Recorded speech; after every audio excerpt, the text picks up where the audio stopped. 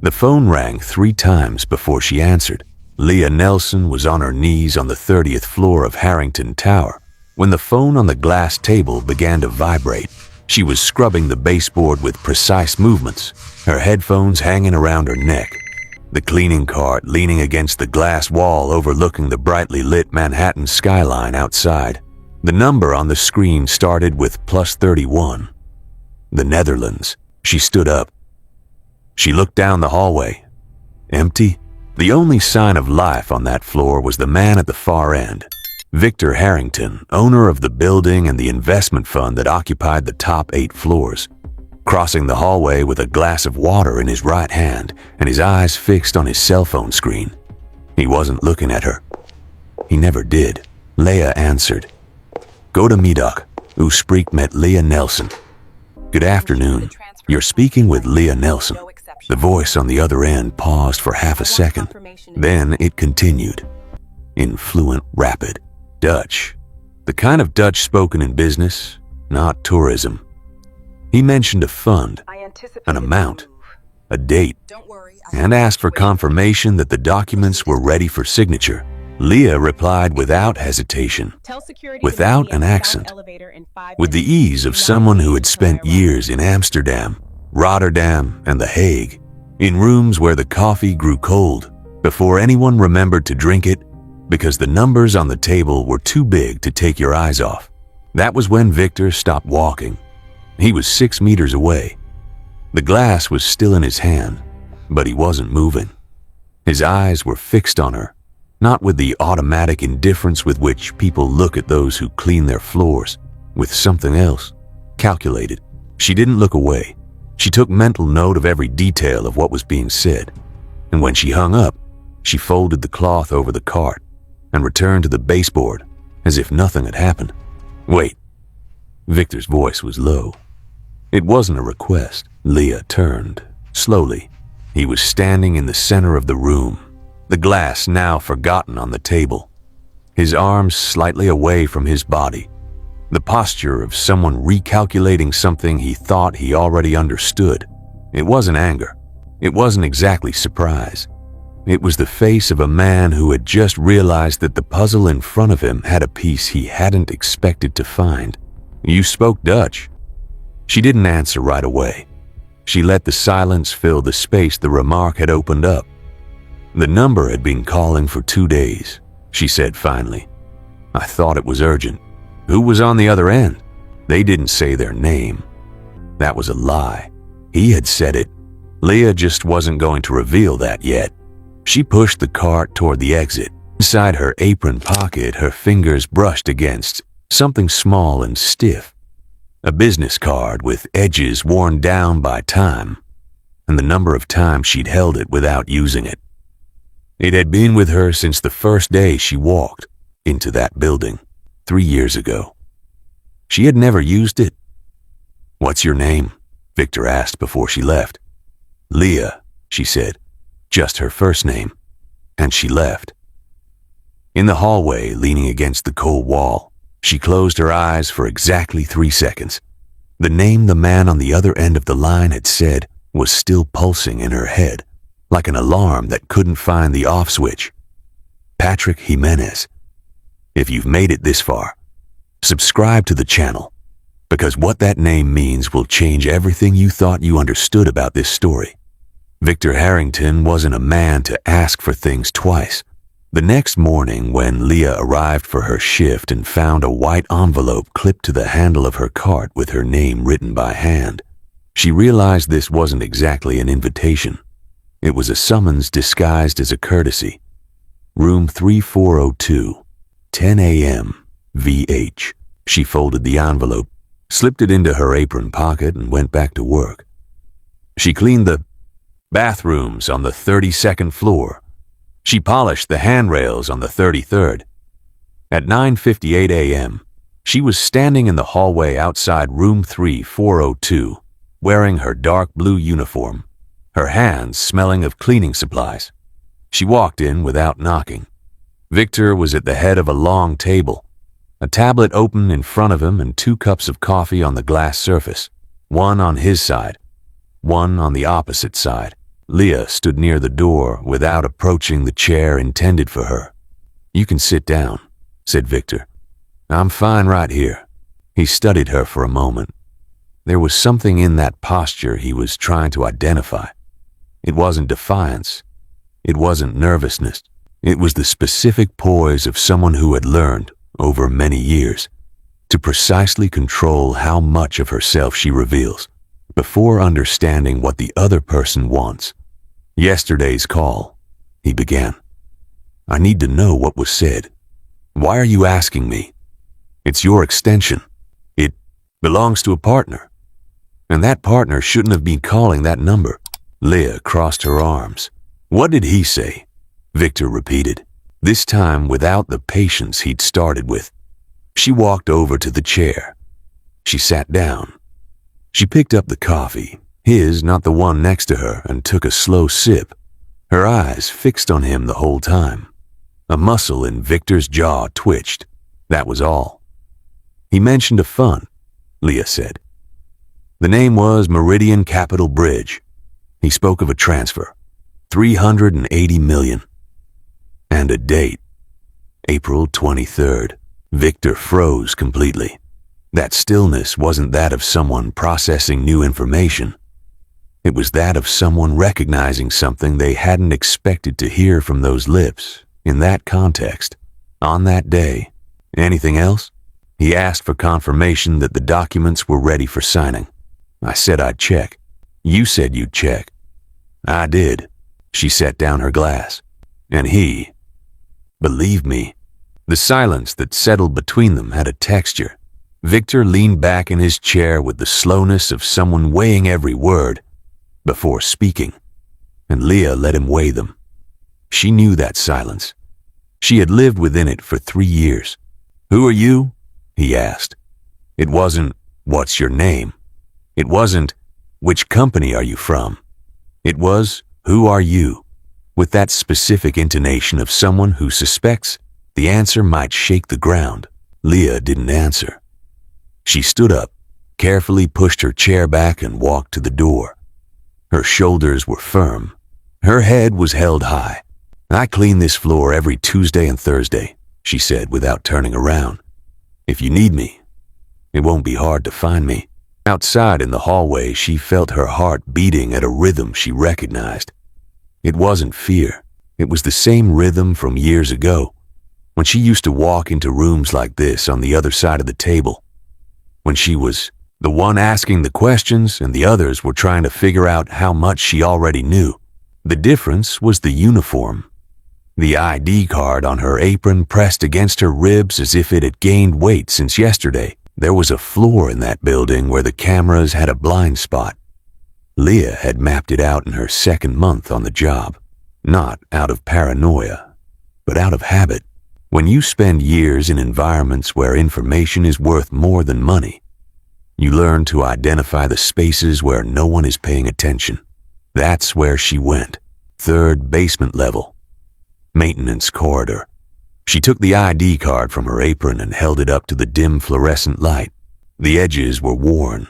The ink on the name was fading, but it was still legible. Patrick Jimenez, Chief Risk Officer, Meridian Capital Group. 3 years ago, that card had come into her hands during a federal hearing in Washington. She was leaving the restroom on the 4th floor of the courthouse when a man in a gray suit approached her down the hallway with the calculated ease of someone who had rehearsed the move. He had a smile that lingered only on his lips, the kind that the eyes don't follow because the eyes are busy assessing. He slipped the card between her fingers without stopping. "If you sign the agreement and keep quiet, this goes away." His voice was low, without urgency, like someone relaying an administrative instruction. "If you speak up, the next document to come out with your name on it will bury you for good." Leah had looked at the card. She had looked at the empty hallway.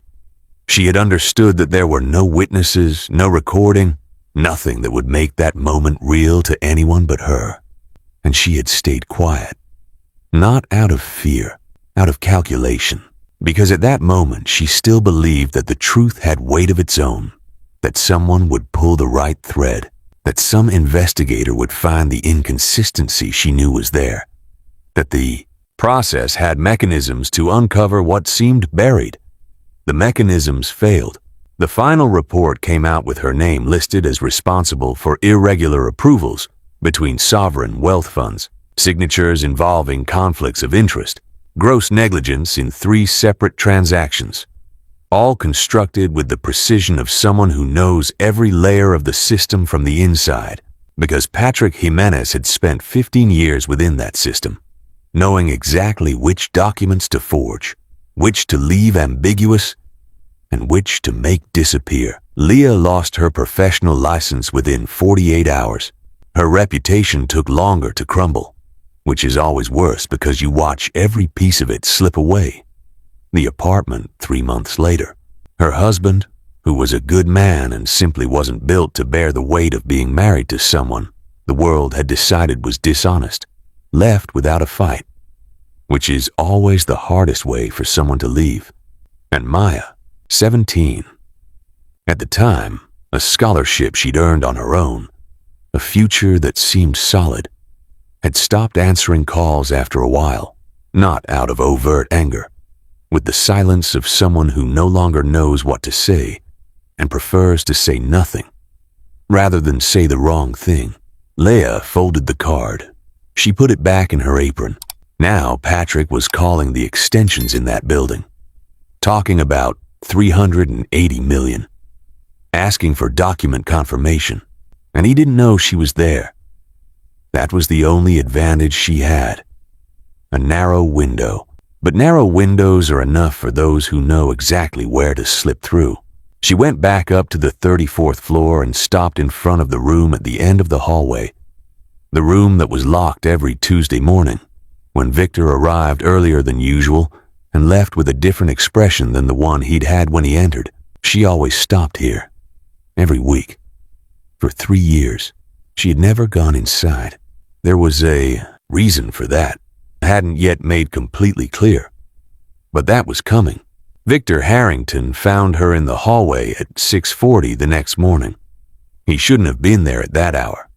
The building was waking up slowly, doormen changing shifts, the early morning cleaning crew leaving, Leah arriving with her cart and headphones around her neck, but he was leaning against the wall next to the elevator, jacket over his arm, looking like someone who'd spent the night figuring out what to say. "I looked up your name," he said without preamble. Leah pressed the elevator button.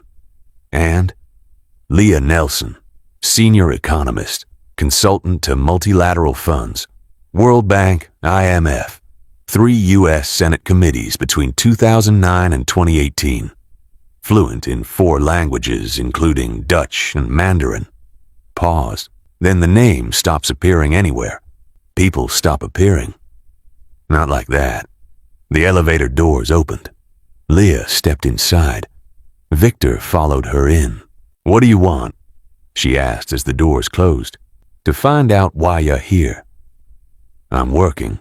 You were working when Patrick called, and the way he pronounced that name lacked familiarity. It held caution, the caution of someone who knows the weight of what they're saying. And you knew exactly what he was talking about, and what every word meant. Leah turned her face toward him for the first time since the doors had closed. "You knew who I was," she said. It wasn't a question. Victor didn't look away. "I knew when you said the name of the fund. Meridian Capital Bridge doesn't exist in any public document. It appears in a single internal report produced in 2018, which should have been destroyed." He swallowed hard. "That report had your name on the cover. As the accused, as the author," he repeated firmly. "I know the difference between the two." The elevator stopped on the 34th floor. The doors opened, but neither of them stepped out. "Patrick brought me that report back then," Victor said. "He convinced me to use Meridian as the framework for a parallel fund. He said the methodology was sound, that the author had been removed for political reasons, that the work itself was clean." His voice dropped. "I used it for 2 years. Leah felt something stir inside her chest. It wasn't surprise. It was the belated clicking into place of a piece she'd suspected but had never been able to pinpoint. The exact fate of the work Patrick had stolen before destroying her reputation. The work had continued to exist. It had generated money. It had built a reputation for someone else. You're telling me you built part of your fund on my methodology. I'm saying I was deceived in the same way you were. The difference is that I have the means to prove it. The elevator doors began to close. Victor held them open with his hand. The call from the day before yesterday, he said. Patrick is trying to revive the scheme. New fund, same architecture, larger scale. The $380 million is just the first layer. There's more underneath. He looked at her with the sobriety of someone placing a bet and fully aware of it. He doesn't know you're in this building, and he doesn't know what I've discovered over the last 4 months. Leah looked down the hallway, at the locked room at the end. What do you want from me? She asked. The second time she'd asked that question, but now with an entirely different weight to it. What do you want from me? He corrected with a calmness that seemed rehearsed but wasn't. You've been here for 3 years, with his card in your pocket, waiting for something. I want to know what. Leah entered the locked room on the 34th floor for the first time in 3 years. It wasn't with a stolen key. She didn't force her way in. Victor opened the door. The room was smaller than she'd imagined from the outside. An oval table, 8 chairs, a projector turned off, and on the back wall, a glass panel covered by a white blind. Victor walked over to the panel and raised the blind slowly. On the other side was another room, smaller with no exterior windows, containing a table, 2 chairs, and recording equipment that Leah recognized without a second thought. She had seen rooms like this before, rooms where depositions were taken outside of court, with full legal validity, through arrangements that lawyers called voluntary cooperation, and that in practice meant someone was about to take down someone who thought they were protected. You're preparing a hearing, she said, for 4 months. And Patrick doesn't know. He believes the call from the day before yesterday was confirmed, that the documents are ready. He's coming here on Thursday to sign. Victor turned away. The problem is that the agreement we've built has a technical loophole. We need someone who understands Meridian's original structure. Someone who can explain precisely how the methodology was tampered with and how the documents bearing his name were fabricated. Pause. Someone who's been there from the start. Leah stared at the empty room on the other side of the glass. 3 years in that building. 3 years walking past that door every week, always stopping, never going in. She had told herself it was just routine, just work, just the hallway, just the habit the body forms when it repeats the same path. Too often. But there was something about that specific spot on the 34th floor that wouldn't let her walk right past it, as if some deeper layer knew before logic could catch up that the thread she needed was in there, stored away, waiting. Now she understood what it was. If I give this statement, she said, her voice firm without unnecessary volume, does the agreement include a formal review of the 2018 case? It's already been drafted. My daughter, Maya, she lost her scholarship when the scandal went public because the family name was compromised. That goes in too. Victor didn't hesitate. That's included too. Leah took the card out of her apron for the last time. She looked at it, at the worn edges, at the nearly faded name, at the invisible weight that a piece of cardboard can carry when it represents everything a person has lost and everything she decided in some silent, unwitnessed moment that she would still recover. She set it down on the table. She didn't throw it. She set it down, carefully. When do you need the statement? Thursday? I work Thursday mornings on this floor, she said, and there was something at the corner of her mouth that wasn't quite a smile, but had the warmth of one. On Thursday at 10 in the morning, Patrick Jimenez stepped out of the elevator on the 34th floor with the confidence of someone closing the biggest deal of his career.